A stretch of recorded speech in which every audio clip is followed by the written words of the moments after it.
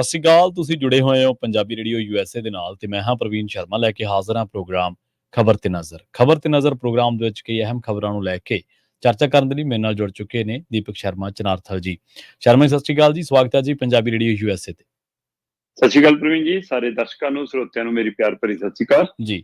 ਅੱਗੇ ਵਧਣ ਤੋਂ ਪਹਿਲਾਂ ਦੱਸਦੇ ਚੱਲੀਏ ਕਿ ਅੱਜ ਦਾ ਇਹ ਖਬਰ ਤੇ ਨਜ਼ਰ ਪ੍ਰੋਗਰਾਮ ਸਾਲ 2023 ਦੀ 14 ਅਗਸਤ ਦਾ ਪ੍ਰੋਗਰਾਮ ਹੈ ਤੇ ਦਿਨ ਅੱਜ ਸੋਮਵਾਰ ਹੈ। ਪੰਜਾਬੀ ਰੇਡੀਓ ਯੂਐਸਏ ਨੂੰ ਇਸ ਵੇਲੇ ਤੁਸੀਂ ਸੁਣ ਰਹੇ ਹੋ AM FM ਸਟੇਸ਼ਨਸ ਦੇ ਨਾਲ ਰੇਡੀਓ ਸੈਟ ਤੇ, ਨੈਟ ਤੇ, mobile app, social media platforms, Facebook, YouTube ਤੇ ਸੁਣ ਰਹੇ ਹੋ, ਦੇਖ ਰਹੇ ਹੋ। ਸਾਰੇ ਹੀ ਦਰਸ਼ਕਾਂ ਦਾ ਪ੍ਰੋਗਰਾਮ ਖਬਰ ਤੇ ਨਜ਼ਰ ਦੇ ਵਿੱਚ ਸਵਾਗਤ ਹੈ।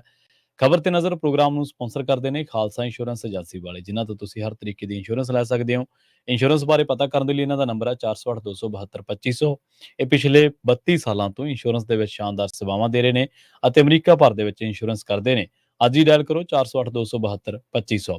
ਟਰਕੀਅਨ ਇਮੀਗ੍ਰੇਸ਼ਨ ਲਾ ਫਰਮ ਵਾਲੇ ਜੇ ਟਰਕੀਅਨ ਅਟਾਰਨੀ ਟਰਕੀਅਨ ਦੇ ਨਾਲ ਤੁਸੀਂ US ਇਮੀਗ੍ਰੇਸ਼ਨ ਬਾਬਤ ਕੋਈ ਵੀ ਸਲਾਹ ਕਰਨੀ ਹੈ, ਕੋਈ ਵੀ ਸਵਾਲ ਪੁੱਛਣਾ ਤੇ ਇਹਨਾਂ ਦਾ ਨੰਬਰ ਹੈ 415 909 0503।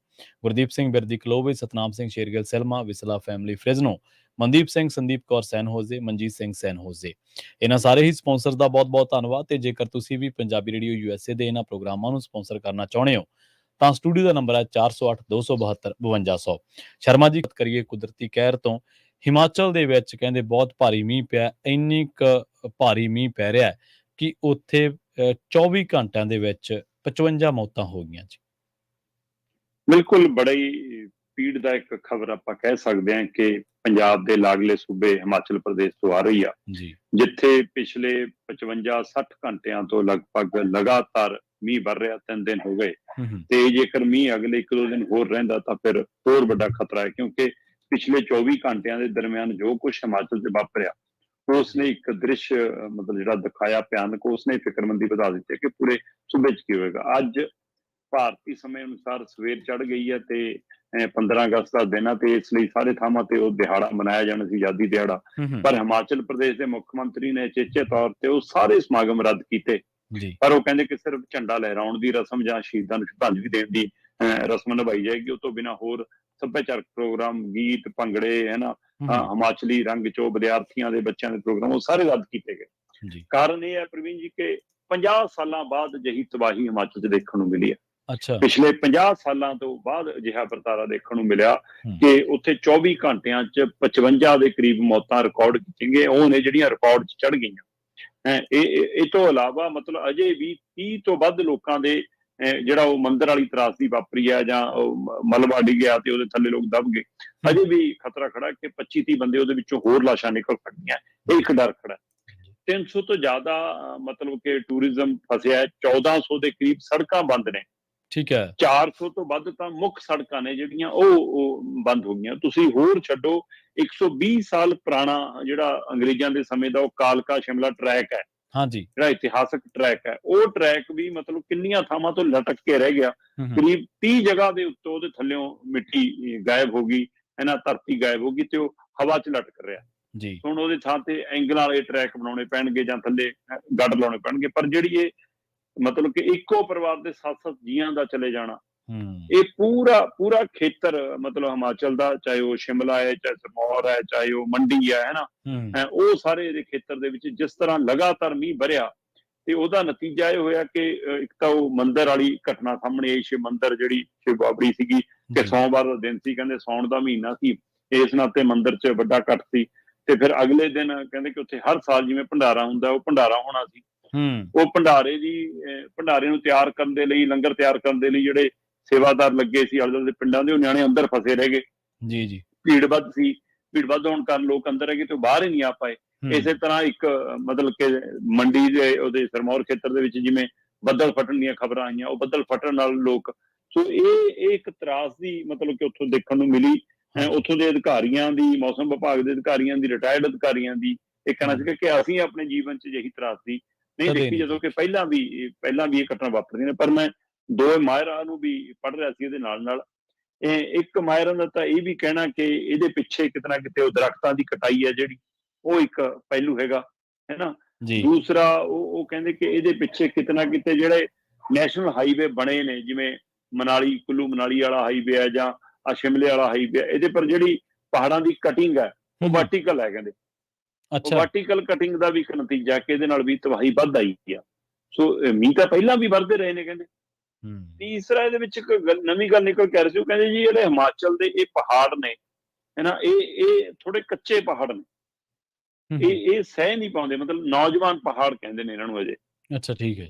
ਸੋ ਇਸ ਲਈ ਇਹ ਵੀ ਇੱਕ ਪਹਿਲੂ ਹੈ ਕਿ ਇਹ ਝੇਲ ਨਹੀਂ ਪਾ ਰਹੇ। ਪਰ ਹਿਮਾਚਲ ਦੇ 6 ਜ਼ਿਲ੍ਹੇ ਪ੍ਰਵੀਨ ਜੀ ਪੂਰੀ ਤਰ੍ਹਾਂ ਨਾਲ ਮੀਂਹ ਦੀ ਚਪੇਟ 'ਚ ਨੇ, ਭਾਰੀ ਤਬਾਹੀ ਦੀ ਚਪੇਟ 'ਚ ਨੇ ਹੈਨਾ। ਤੇ ਅਜੇ ਵੀ ਮਤਲਬ ਦੱਸਿਆ ਜਾ ਰਿਹਾ ਕਿ 16 ਤੋਂ 17 ਤਰੀਕ ਤੱਕ ਖਤਰਾ ਖੜਾ ਹੈ ਕਿ ਇੱਥੇ ਮੀਂਹ ਲਗਾਤਾਰ। ਸੋ ਕੱਲ ਤੇ ਪਰਸੋਂ ਦਾ ਦਿਨ ਵੀ ਅਜੇ ਵੀ ਹੈਗਾ, 2 ਦਿਨਾਂ ਦੇ ਵਿੱਚ ਅਜੇ ਵੀ ਮੀਂਹ ਪੈਣ ਦੀ ਤੇਜ਼ ਸੰਭਾਵਨਾ ਹੈਗੀ ਹੈ। ਔਰ ਹਿਮਾਚਲ ਪ੍ਰਦੇਸ਼ ਨੇ ਅਜੇ ਤੱਕ ਆਪਣੇ ਹਿਸਾਬ ਕਿਤਾਬ ਦੇ ਨਾਲ ਜਿਹੜੇ ਅੰਕੜੇ ਦੱਸੇ ਨੇ, 7000 ਫੁੱਟ ਤੋਂ ਵੱਧ ਦਾ ਨੁਕਸਾਨ ਦਾ ਅੰਦਾਜ਼ਾ ਲਾਇਆ ਜਾ ਰਿਹਾ। ਆਰਥਿਕ ਨੁਕਸਾਨ ਹੈ ਇਹ, ਜਾਨੀ ਨੁਕਸਾਨ ਇੱਕ ਵੱਖਰਾ ਪਹਿਲੂ ਹੈ। 7170 ਕਰੋੜ ਦਾ ਅੰਦਾਜ਼ਾ ਮੋਟਾ ਲਾਇਆ ਗਿਆ ਕਿ ਇੰਨਾ ਨੁਕਸਾਨ ਹੋ ਗਿਆ। ਤੇ ਇਸ ਸੀਜ਼ਨ ਦੇ ਵਿੱਚ ਹਾਲ ਹੀ ਦੇ ਵਿੱਚ 112 ਲੈਂਡਸਲਾਈਡ ਹੋਈਆਂ ਨੇ। 112 ਜੀ।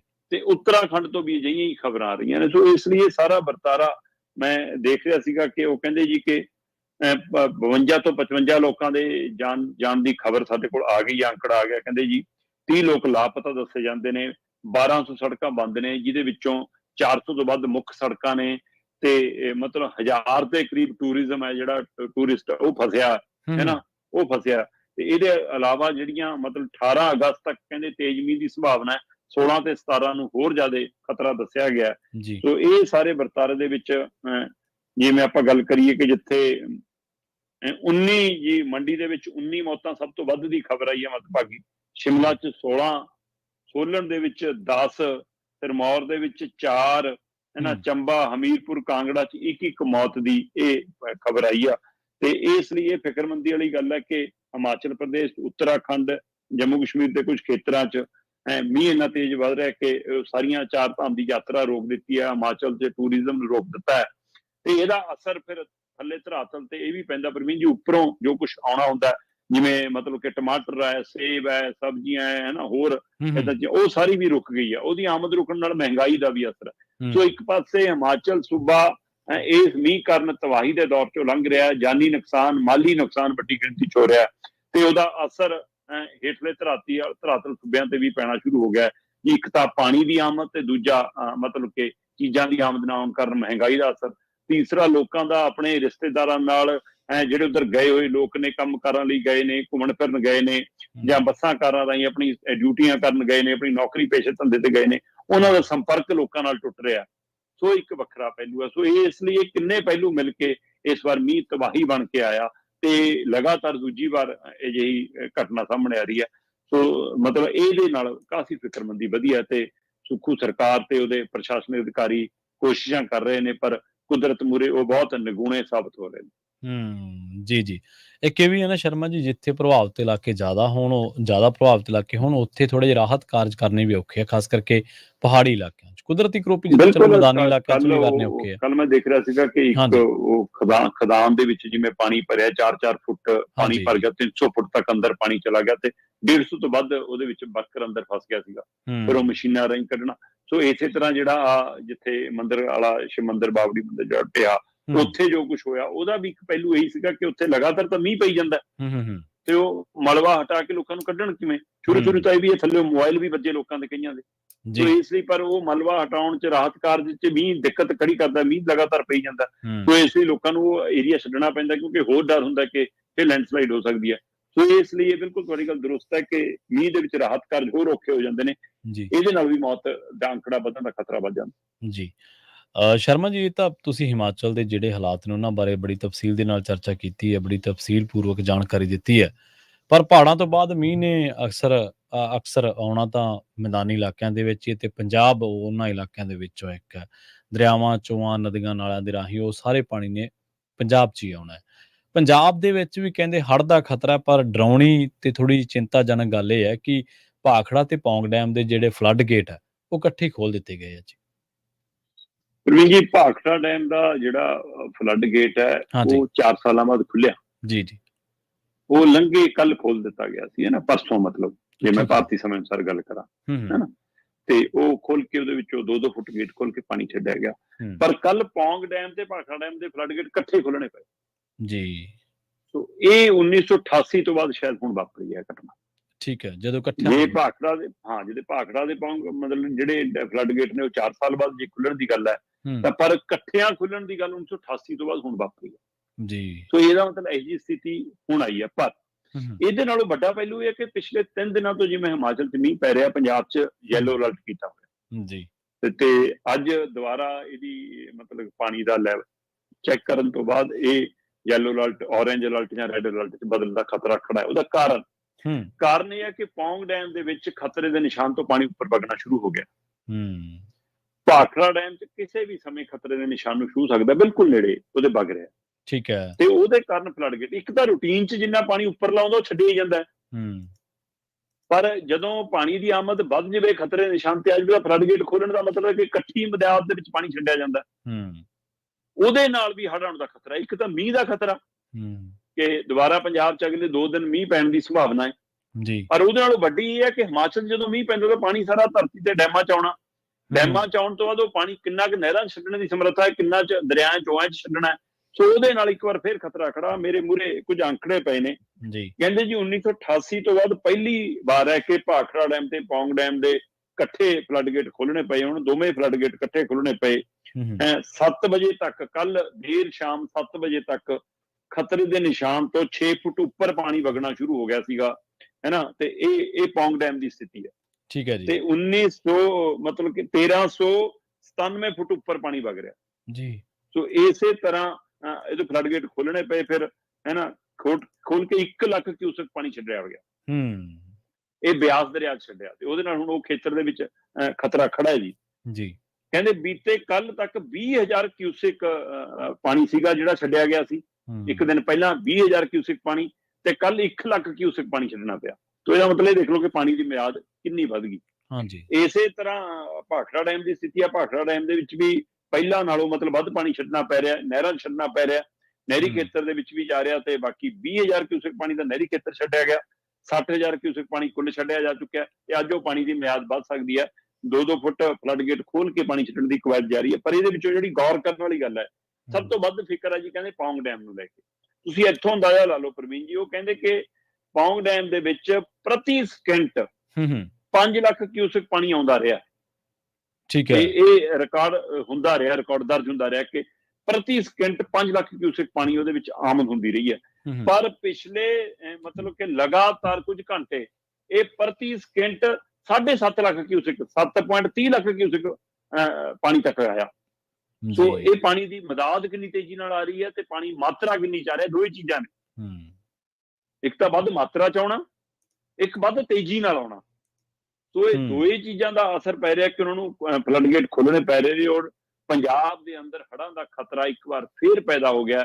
ਪੰਜਾਬ ਅਜੇ ਪਿਛਲੇ ਹੜ੍ਹਾਂ ਦੇ ਖੇਤਰ ਚ ਉੱਭਰ ਨਹੀਂ ਸਕਿਆ। ਸਰਕਾਰ ਕਹਿੰਦੀ ਸੀ 1500 ਕਰੋੜ ਦਾ, 1700 ਕਰੋੜ ਦਾ ਸਾਡਾ ਮਤਲਬ ਆਰਥਿਕ ਨੁਕਸਾਨ ਹੋ ਗਿਆ ਜੀ। ਜਿਹੜਾ ਪਿੰਡਾਂ ਦੇ ਲੋਕਾਂ ਦਾ ਨੁਕਸਾਨ ਹੋਇਆ, ਹੈ ਨਾ, ਮੁਰਗੀਆਂ ਦਾ ਵੀ ਪੈਸੇ ਦੇਵਾਂਗੇ ਜੀ, ਬੱਕਰੀਆਂ ਦੇ ਪੈਸੇ ਵੀ ਦੇਵਾਂਗੇ ਜੀ, ਅਸੀਂ ਹਿਸਾਬ ਕਿਤਾਬ ਲਾ ਲਿਆ ਜੀ ਕਿਤਾਬੀ।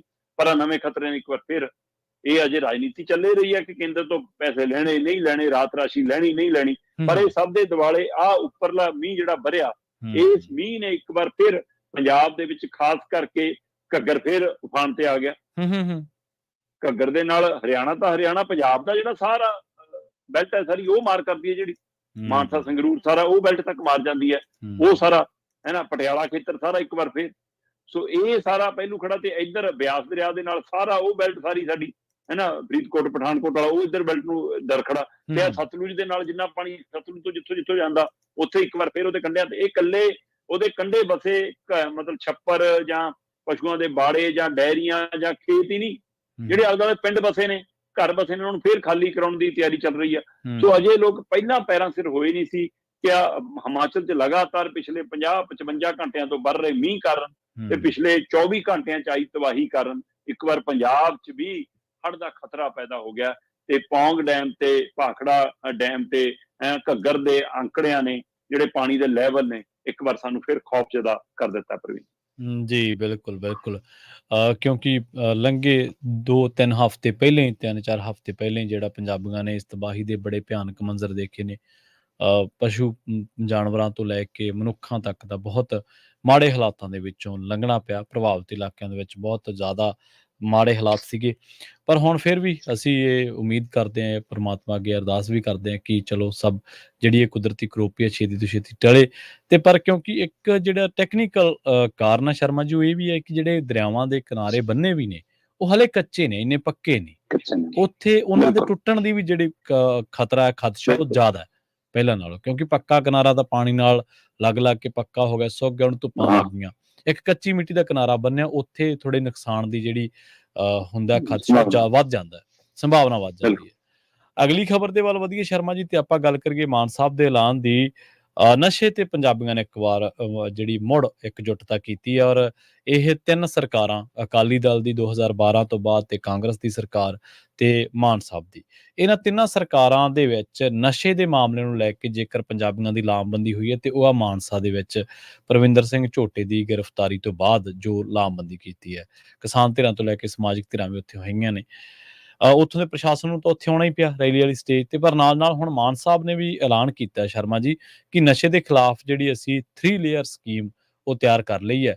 ਤੇ ਜੇਕਰ ਤਿਆਰ ਕਰ ਲਈਏ ਤਾਂ ਸਵਾਲ ਵੱਡਾ ਹੈ ਕਿ ਕੀ ਜਿਹੜੀਆਂ STF ਦੀਆਂ ਰਿਪੋਰਟਾਂ ਖੁੱਲਣਗੀਆਂ, ਤੇ ਜੇਕਰ ਖੁੱਲਣਗੀਆਂ ਤੇ ਰਾਜਜੀਤ ਵਰਗੇ ਕਦੋਂ ਫੜੇ ਜਾਣਗੇ ਜੀ। ਬਿਲਕੁਲ, ਉਹ ਅਜੇ ਤੱਕ ਫਰਾਰ ਨੇ ਜੀ, ਤੇ ਇਹ ਪ੍ਰਸ਼ਾਸਨ ਦੀ ਨਾਕਾਮੀ ਦਾ ਇੱਕ ਚਿਹਰਾ ਹੈ। ਤੇ ਕਹਿੰਦੇ ਜੀ ਬਹੁਤ ਕੁਝ ਲੁਕਿਆ ਉਹਦੇ ਕੋਲ ਅਜੇ, ਹੈ ਨਾ।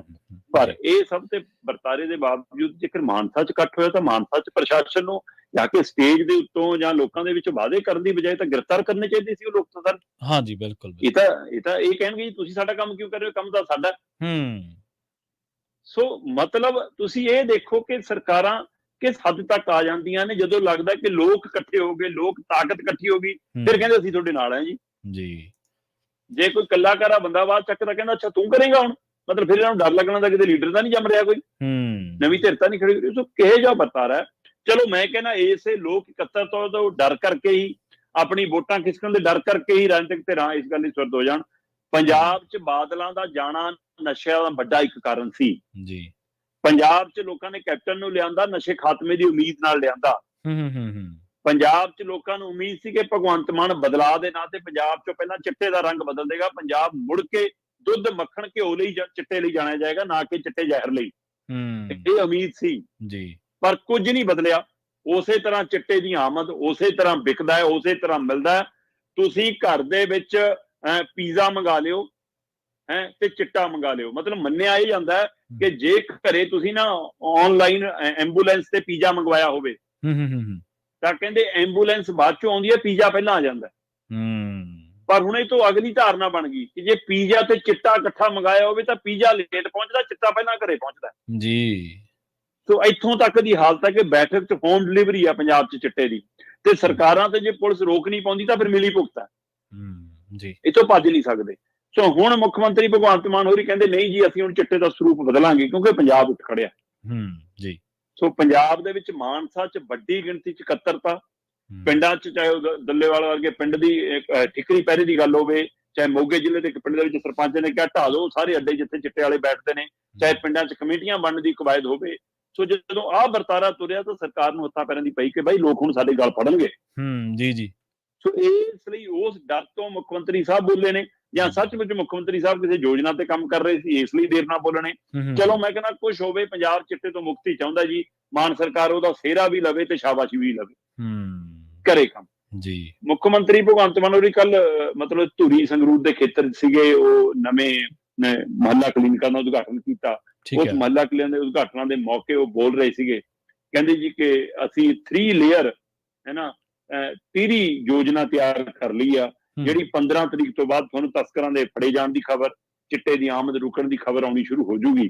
ਸੋ ਹੁਣ ਜੇਕਰ ਇਹ ਹਕੀਕਤ ਆ, ਉਹ ਕਹਿੰਦੇ ਜੀ ਯੋਜਨਾ ਬੜੇ ਲੰਮੇ ਸਮੇਂ ਤੋਂ ਤਿਆਰ ਕਰ ਰਹੇ ਸੀਗੇ, ਇਸ ਤਰੀਕੇ ਨਾਲ ਤਿਆਰ ਕਰ ਰਹੇ ਸੀ ਕਿ ਚਿੱਟੇ ਦੀ ਆਮਦ ਵੀ ਰੁਕ ਜਵੇ, ਚਿੱਟੇ ਸਪਲਾਇਰ ਵੀ ਫੜੇ ਜਾਣ, ਤੇ ਚਿੱਟੇ ਨੂੰ ਅੱਗੇ ਜਿਹੜੇ ਲੈ ਕੇ ਆਉਂਦੇ ਨੇ, ਚੈਨ ਦੇ ਵਿੱਚ ਕੰਮ ਕਰਦੇ ਨੇ, ਜਿਨ੍ਹਾਂ ਦੇ ਰਾਹੀਂ ਜਾਂਦਾ ਹੈ, ਉਹਨਾਂ ਦੇ ਉੱਤੇ ਵੀ ਨੱਥ ਪੈ ਜਾਵੇ। ਕਹਿੰਦੇ ਇਹਦੇ ਲਈ ਅਸੀਂ ਇੱਕ ਗੁਪਤ 3 ਲੇਅਰ ਯੋਜਨਾ ਤਿਆਰ ਕੀਤੀ ਆ।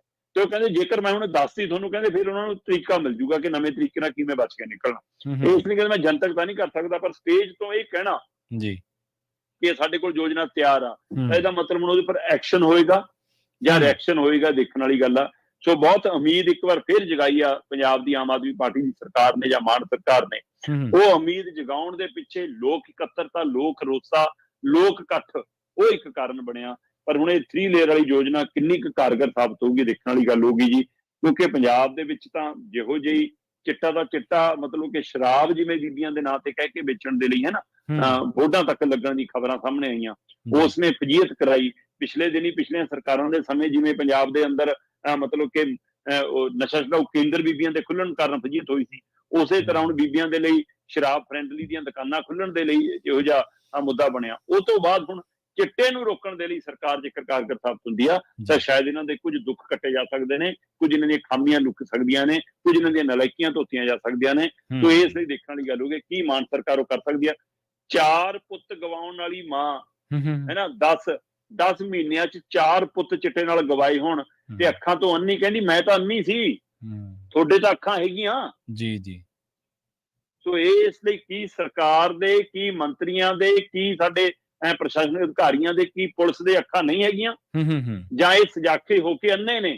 ਕਿਉਂ ਪੰਜਾਬ ਚਿੱਟੇ ਦੀ ਮੌਤ ਮਰ ਰਿਹਾ? ਇਸ ਦੇ ਲਈ ਹੁਣ ਸਰਕਾਰ ਜਵਾਬ ਦੇ। ਮੇਰੇ ਦਾ ਲੋਕਾਂ ਨੇ ਕਟਹਿਰੇ 'ਚ ਖੜੀ ਕਰ ਲਈ ਆ, ਇਸੇ ਕਾਰਨ ਸਰਕਾਰ ਨੂੰ ਬੋਲਣਾ ਪਿਆ, ਮੁੱਖ ਮੰਤਰੀ ਨੂੰ ਬੋਲਣਾ ਪਿਆ, ਤੇ ਇਸ ਪਰ ਕੋਈ ਐਕਸ਼ਨ ਵੀ ਲੈਣਾ ਪਊਗਾ। ਜੀ। ਰੌਲਾ ਇਹ ਹੈ ਨਾ ਸ਼ਰਮਾ ਜੀ, ਜਿਵੇਂ ਤੁਸੀਂ ਗੱਲ ਕਰਕੇ ਹਟੇ ਆ, ਪਰ ਸਾਰੀ ਗੱਲ ਜਿਹੜੀ ਆ ਉਹ ਤੁਹਾਡੀ ਦ੍ਰਿੜਤਾ ਕਿੰਨੀ ਕੁ ਹੈ। ਔਰ ਇਹ ਇੱਕ ਮਾਂ ਦੀਆਂ ਚੀਸਾਂ, ਪੰਜਾਬ ਦੀਆਂ ਤਾਂ ਹਜ਼ਾਰਾਂ ਮਾਵਾਂ ਦੀਆਂ ਚੀਸਾਂ ਐਸੀਆਂ ਨੇ। ਇਹਨਾਂ ਮਸਲਿਆਂ ਨੂੰ ਲੈ ਕੇ ਮੁੱਖ ਮੰਤਰੀ ਪੰਜਾਬ ਕਦੇ ਸਦਨ ਦੇ ਵਿੱਚ ਬਹੁਤ ਜ਼ੋਰ ਸ਼ੋਰ ਨਾਲ ਨਸ਼ੇ ਦੇ ਵਿਰੁੱਧ ਆਵਾਜ਼ ਬੁਲੰਦ ਕਰਦੇ ਸੀ, ਪਰ ਹੁਣ ਦੇਖਦੇ ਹਾਂ ਕਿ ਕਦੋਂ ਇਸ ਬਾਬਤ ਪੰਜਾਬ ਨੂੰ ਕੋਈ ਨਿਜਾਤ ਮਿਲਦੀ ਹੈ। ਸ਼ਰਮਾ ਜੀ, ਸੁਣਦੇ ਸਾਂ ਵੀ ਜਿਹੜੀਆਂ ਸਰਕਾਰਾਂ ਹੈ ਇਹਨਾਂ ਦੀ ਅੱਖ ਬੜੀ ਕੈੜੀ ਹੈ, ਹਰੇਕ ਕੰਮ ਤੇ ਸਰਕਾਰ ਦੀ ਅੱਖ ਹੈ, ਬੰਦੇ ਤੇ ਵੀ ਅੱਜ ਕੱਲ੍ਹ ਸਰਕਾਰਾਂ ਏਜੰਸੀਆਂ ਦੀ ਅੱਖ ਹੈ। ਪਰ ਸਰਕਾਰ ਨੂੰ ਇਹ ਨਹੀਂ ਪਤਾ ਲੱਗਿਆ, ਪੰਜਾਬ ਸਰਕਾਰ ਨੂੰ ਵੀ ਸਾਨੂੰ ਚੂਨਾ ਲੱਗ ਰਿਹਾ। ਉਹ ਵੀ ਕੋਈ ਇਹ ਨਹੀਂਗਾ ਕਿ ਕੋਈ 100-200 ਰੁਪਏ ਦਾ ਜਾਂ 500 ਦਾ ਜਾਂ 1000 ਦਾ। ਪੰਜਾਬ ਸਰਕਾਰ ਨੂੰ ਸਟੈਂਪ ਡਿਊਟੀ ਦੀ ਆੜ ਦੇ ਵਿੱਚ ਚੂਨਾ ਲੱਗ ਰਿਹਾ 400 ਕਰੋੜ ਦਾ, ਬੈਂਕ ਲਾ ਰਹੇ ਨੇ। ਪੂਰਾ ਮਾਮਲਾ ਕੀ ਹੈ? ਪ੍ਰਵੀਨ ਜੀ, ਇਹ ਚੂਨਾ ਪਿਛਲੇ 10 ਸਾਲ ਤੋਂ ਲੱਗ ਰਿਹਾ। ਜੀ ਅੱਛਾ। 10 ਸਾਲ ਦਾ ਮਤਲਬ 1.5 ਸਾਲ ਤਾਂ ਇਹਨਾਂ ਦਾ ਲੰਘ ਗਿਆ ਵਿੱਚ।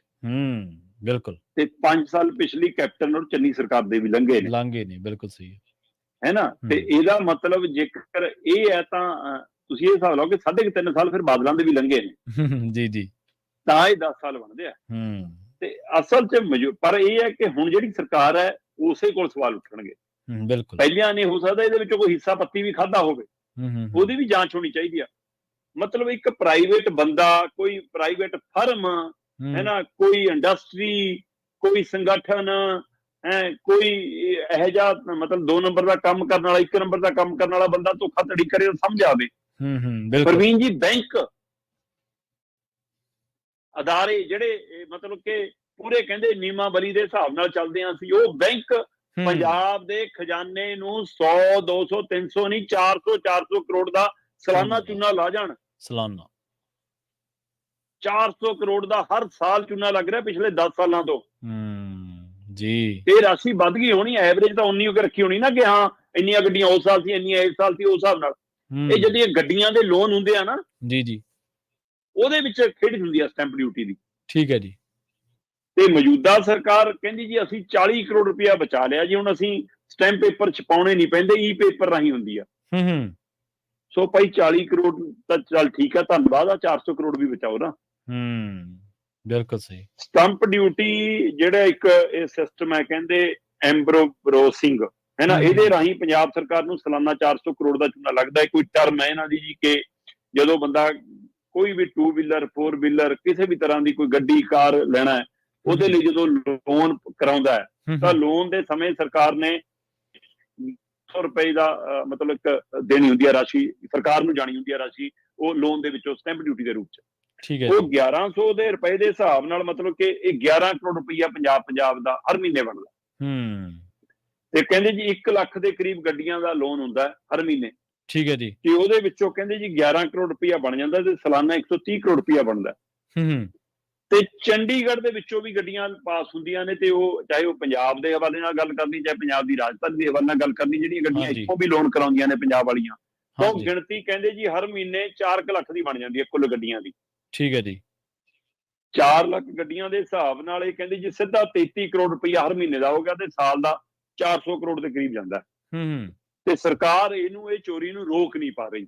ਤੇ ਇੱਥੇ ਸਭ ਤੋਂ ਵੱਡਾ ਖੇਡ ਹੁੰਦਾ, ਕਹਿੰਦੇ ਜੀ ਇਹ 1885 ਐਕਟ ਦੇ ਤਹਿਤ ਸਟੈਂਪ ਡਿਊਟੀ ਲਾਈ ਜਾ ਰਹੀ ਆ, ਪਰ ਸਰਕਾਰੀ ਖਜ਼ਾਨੇ ਨੂੰ ਇਹਦਾ ਸਿੱਧਾ ਚੂਨਾ ਲੱਗਦਾ, ਉਹ ਇਹਦੇ ਵਿੱਚ ਜਮਾ ਹੀ ਨਹੀਂ ਕਰਾਉਂਦੇ। 1100 ਰੁਪਏ ਦੀ ਫੀਸ ਫਿਕਸ ਹੈ, ਉਹ ਅਦਾ ਕਰਨ ਦੀ ਬਜਾਏ ਖੇਡ ਰਚਦੇ ਨੇ 100 ਜਾਂ 200 ਰੁਪਏ ਦਾ ਦਿਖਾ ਕੇ ਆਨਲਾਈਨ ਪਾ ਕੇ ਤੇ ਓਕੇ ਹੋ ਜਾਂਦੀ ਆ। ਇਹਦਾ ਮਤਲਬ ਇਹ ਸਟੈਂਪ ਪੇਪਰ ਕਿਉਂ ਨਹੀਂ ਖਰੀਦੇ ਜਾਂਦੇ, ਹੈ ਨਾ, ਕਿਉਂ ਟਿਕਟ ਲਾ ਕੇ ਖੇਡ ਚਲਾ ਲਈ ਜਾਂਦੀ ਹੈ? ਕੌਣ ਇਹਦੇ ਵਿੱਚ ਲੀਕੇਜ ਦਾ ਪਹਿਲੂ ਰੱਖਿਆ, ਕਿਹਨੇ ਫਾਰਮੂਲਾ ਸੁਝਾਇਆ, ਕੌਣ ਬੈਂਕਾਂ ਨਾਲ ਪ੍ਰਸ਼ਾਸਨਿਕ ਅਧਿਕਾਰੀ ਮਿਲਿਆ, ਕੋਈ ਸੈਕਟਰੀ ਸਕੱਤਰ ਮਿਲਿਆ, ਵਿੱਤ ਵਿਭਾਗ ਮਿਲਿਆ, ਕੌਣ ਮਿਲਿਆ, ਅਧਿਕਾਰੀ ਤੋਂ ਅਧਿਕਾਰੀ, ਸਰਕਾਰ ਤੋਂ ਸਰਕਾਰ, ਕੌਣ ਇਹ ਚੈਨ ਨੂੰ ਚਲਾ ਰਿਹਾ ਕਿ ਸਰਕਾਰਾਂ ਬਦਲਦੀਆਂ ਰਹੀਆਂ, ਧੰਦਾ ਨਹੀਂ ਰੁਕਿਆ। ਤੋ ਇਸ ਲਈ ਇਹ 400 ਕਰੋੜ ਰੋਕਣ ਦੇ ਲਈ ਕੀ ਮਾਨ ਸਰਕਾਰ ਕੋਈ ਕਦਮ ਚੁੱਕੇਗੀ ਜਾਂ ਇਹ ਚੁੱਪ ਕਰਕੇ ਖੇਡ ਚੱਲਦੀ ਰਹੇਗੀ? ਪੰਜਾਬ ਦੇ ਖਜ਼ਾਨੇ ਨੂੰ ਸਿੱਧਾ 400 ਕਰੋੜ ਦਾ ਚੂਨਾ ਲੱਗਦਾ ਰਹੇਗਾ ਤੇ ਸਰਕਾਰਾਂ ਚੁੱਪ ਨੇ। ਫਿਰ ਚੁੱਪ ਦੇ ਕੀ ਮਾਇਨੇ ਕੱਢੀਏ? ਬਾਦਲਾਂ ਤੋਂ ਲੈ ਕੇ ਕੈਪਟਨ ਤੋਂ ਲੈ ਕੇ ਚੰਨੀ ਤੇ ਚੰਨੀ ਤੋਂ ਲੈ ਕੇ ਮਾਨ ਸਰਕਾਰ, ਚੁੱਪੀ ਦਾ ਕਾਰਨ ਕੀ ਆ? ਇਹਦਾ ਜਵਾਬ ਮੰਗਦਾ ਪੰਜਾਬ। ਜੀ ਜੀ, ਬਿਲਕੁਲ ਸਹੀ ਹੈ। ਤੇ ਸ਼ਰਮਾ ਜੀ, ਜਾਂਦਿਆਂ ਦੀ ਗੱਲ ਕਰੀਏ, ਸਾਡੀ ਸਾਰਿਆਂ ਦੀ ਤਾਂ ਨਹੀਂ ਕਹਿ ਸਕਦੇ, ਪਰ ਕੁਝ ਮੇਰੇ ਵਰਗੇ ਲੋਕਾਂ ਦੀ ਜ਼ਰੂਰ ਹੈ ਇੱਕ ਮਾੜੀ ਆਦਤ, ਜਿਹੜੀ ਕਿ ਸੜਕੀ ਸੁਰੱਖਿਆ ਦੇ ਲਈ ਬੜੀ ਜ਼ਰੂਰੀ ਹੈ। ਆਪਾਂ ਅਕਸਰ ਹੀ ਦੇਖਦੇ ਹਾਂ ਕਿ ਜਿੱਥੋਂ ਹਾਈਵੇ ਲੰਘ ਰਹੇ ਨੇ, ਉੱਥੋਂ ਕਈ ਵਾਰੀ ਲੋਕ ਰੋਂਗ ਸਾਈਡ ਤੋਂ ਗੱਡੀ ਚੜਾ ਲੈਂਦੇ ਨੇ, ਸਕੂਟਰ, ਮੋਟਰਸਾਈਕਲ। ਕਈ ਵਾਰੀ ਆਪਾਂ ਹਾਦਸੇ ਵੀ ਦੇਖਦੇ ਹਾਂ ਕਿ ਇਹ ਇਕੱਲੇ ਹਾਈਵੇ ਤੇ ਨਹੀਂ ਲਾਗੂ ਹੁੰਦੀ ਗੱਲ, ਲਿੰਕ ਰੋਡ ਦੇ ਉੱਪਰ ਵੀ ਇਹੀ ਗੱਲ ਲਾਗੂ ਹੁੰਦੀ ਆ। ਹਾਲਾਂਕਿ ਲਿੰਕ ਰੋਡ ਦੇ ਤਾਂ ਦੋਨੇ ਪਾਸੇ ਸਾਈਡਾਂ ਹੁੰਦੀਆਂ ਨੇ, ਰੋਂਗ ਤੇ ਰਾਈਟ ਹੁੰਦੀ ਨਹੀਂ ਕੋਈ, ਪਰ ਫਿਰ ਵੀ ਆਪਾਂ ਦੇਖਦੇ ਘੱਟ ਹੈ। ਕਹਿੰਦੇ ਰੋਂਗ ਸਾਈਡ ਤੋਂ ਹੁਣ ਗੱਡੀ ਲਿਆਉਣ ਵਾਲਿਆਂ ਦੀ ਖੈਰ ਨਹੀਂ, ਕੋਈ ਕੇਂਦਰ ਕੋਈ ਨਿਯਮ ਲਿਆ ਰਿਹਾ ਜਾਂ ਪੰਜਾਬ ਸਰਕਾਰ? ਜੀ ਵੈਸੇ ਪੰਜਾਬ ਸਰਕਾਰ ਨੇ ਪਿਛਲੇ ਦਿਨੀ ਸੜਕ ਸੁਰੱਖਿਆ ਫੋਰਸ ਵੱਖਰਾ ਯੂਨਿਟ ਤਿਆਰ ਕੀਤਾ ਜੀ, ਕਿ ਉਹਦੇ ਨਾਲ ਹੁਣ ਸੜਕ ਹਾਦਸਿਆਂ ਨੂੰ ਰੋਕਣ ਦੇ ਲਈ ਉਹਨਾਂ ਦੀ ਨਜ਼ਰਸਾਨੀ ਹੋਊਗੀ, ਮੋਟੇ ਚਲਾਨ ਵੀ ਹੋਣਗੇ, ਸਾਰਾ ਕੁਛ ਹੈ। ਪਰ ਜੇਕਰ ਨੈਸ਼ਨਲ ਹਾਈਵੇ ਦੀ ਗੱਲ ਕਰੀਏ ਤਾਂ ਕੇਂਦਰ ਦੇ ਅਧੀਨ ਇਹ ਵਿਭਾਗ ਹੈ ਤੇ ਉਹਦੇ ਕੋਲ ਸਾਰੇ ਨੈਸ਼ਨਲ ਹਾਈਵੇ ਦਾ ਕੰਟਰੋਲ ਹੈ। ਤੇ ਹੁਣ ਪਤਾ ਕਿ ਵੱਡੇ ਹਾਦਸੇ ਨੈਸ਼ਨਲ ਹਾਈਵੇਆਂ ਤੇ ਵਾਪਰਦੇ ਜੀ, ਖਾਸ ਕਰਕੇ ਜਿੱਥੇ ਮਤਲਬ ਕਿ ਡਬਲ ਲੇਨ, 4 ਲੇਨ ਸੜਕਾਂ ਹੁੰਦੀਆਂ ਤੇ ਵਿਚਾਲੇ ਮਤਲਬ ਕਿ ਅਲੱਗ-ਅਲੱਗ ਰੋਡ ਹੁੰਦੀ ਹੈ, ਤਾਂ ਉਸ ਪਾਸੇ ਜਦੋਂ ਰੋਂਗ ਸਾਈਡ ਤੋਂ ਕੋਈ ਆ ਜਾਵੇ ਤਾਂ ਮਾਨਸਿਕ ਤੌਰ ਤੇ ਆਪਾਂ ਤਿਆਰ ਹੀ ਨਹੀਂ ਹੁੰਦੇ ਇਸ ਗੱਲ ਦੇ ਲਈ ਕਿ ਹਾਂ ਜਿੱਥੇ 100 120 ਦੀ ਸਪੀਡ ਹੈ ਨਾ, 80 ਤੋਂ ਉੱਪਰ ਦੀ ਸਪੀਡ ਹੈ, ਉੱਥੇ ਅਚਾਨਕ ਕੋਈ ਸਾਹਮਣੇ ਆ ਜਾਊਗਾ, ਕਹਿੰਦਾ ਇਹਦੇ ਪਰ ਅਗਲਾ ਕਿਉਂ ਗਲਤੀ ਕਰੂਗਾ? ਪਰ ਆਪਾਂ ਵੀ ਉਹੀ ਲੋਕ ਆ, ਜਦੋਂ ਆਪਾਂ ਉਸ 100 ਵਾਲੀ ਸਪੀਡ ਤੋਂ ਜਾ ਰਹੇ ਹੁੰਦੇ ਆ, ਫਿਰ ਆਪਾਂ ਕਹਿੰਦੇ ਕੋਈ ਗਲਤ ਪਾਸਿਓਂ ਨਾ ਆਵੇ। ਜਦੋਂ ਆਪਾਂ ਆਪਣੇ ਪਿੰਡ ਵਾਲੇ ਪਾਸੇ, ਆਪਣੇ ਕਿਸੇ ਡਾਕਖਾਨੇ ਨੂੰ ਮੁੜਨਾ, ਬੈਂਕ ਨੂੰ ਮੁੜਨਾ, ਕਿਤੇ ਪੰਪ ਤੇ ਜਾਣਾ, ਕਿਤੇ ਜਾਣਾ, ਪਿੰਡ ਦੇ ਨੇੜਿਓਂ ਕੱਟ ਮਾਰਨਾ, ਤਾਂ ਅਸੀਂ ਕਹਿੰਦੇ ਕੁਛ ਨਹੀਂ, ਮਾੜਾ ਜਿਹਾ 300 ਮੀਟਰ ਹੈ, ਕੋਈ ਗੱਲ ਨਹੀਂ, ਫਿਰ ਆਪਾਂ ਇੱਥੋਂ ਚੱਲਦੇ ਹਾਂ। ਫਿਰ ਆਪਣੀ ਕਵਾਇਦ ਬਦਲ ਜਾਂਦੀ ਹੈ ਨਾ। ਜਦੋਂ ਅਸੀਂ ਗੱਡੀ 'ਚ ਚੜ੍ਹਨਾ, ਫਿਰ ਅਸੀਂ ਚਾਹੁੰਦੇ ਹਾਂ ਕਿ ਦਰਵਾਜ਼ਾ ਖੁੱਲਾ ਮਿਲੇ, ਮੈਨੂੰ ਸੀਟ ਮਿਲੇ, ਤੇ ਜਦੋਂ ਅਸੀਂ ਗੱਡੀ ਦੇ ਡੱਬੇ ਸ਼ਿਕਾਰ ਹੋ ਜਾਂਦੇ, ਫਿਰ ਅਸੀਂ ਕਹਿੰਦੇ ਹੋਰ ਨਾ ਕੋਈ ਆਵੇ, ਹੁਣ ਸਾਹ ਹੈ ਨਹੀਂ। ਏਦਾਂ ਹੀ ਹੁੰਦਾ। ਸੋ ਇਹ ਉਹੀ ਮਾਨਸਿਕਤਾ ਇੱਥੇ ਆ। ਸੋ ਪਰ ਇਹਦੇ ਨਾਲ ਇੱਕ ਵੱਡਾ ਪਹਿਲੂ ਇਹ ਹੈ ਕਿ ਇਹ ਫਿਕਰਮੰਦੀ ਇਸ ਲਈ ਪ੍ਰਵੀਨ ਜੀ ਜ਼ਿਆਦਾ ਹੈ, ਪਿਛਲੇ 5 ਸਾਲਾਂ 'ਚ ਭਾਰਤ ਦੇ ਵਿੱਚ 43,000 ਜਾਨਾਂ ਰੋਂਗ ਸਾਈਡ ਕਰਕੇ ਗਈਆਂ। ਓ ਅੱਛਾ, ਜੀ ਜੀ। 2021 ਦੇ ਵਿੱਚ 20,000 ਤੋਂ ਵੱਧ ਜਾਨਾਂ ਸਿਰਫ ਰੋਂਗ ਸਾਈਡ ਕਰਕੇ ਗਈਆਂ। ਇੱਕ ਸਾਲ ਦੇ ਵਿੱਚ ਹੀ 20,000 ਤੋਂ ਵੱਧ, 20,351 ਜਾਨਾਂ ਰੋਂਗ ਸਾਈਡ ਕਰਕੇ ਗਈਆਂ। ਠੀਕ ਹੈ।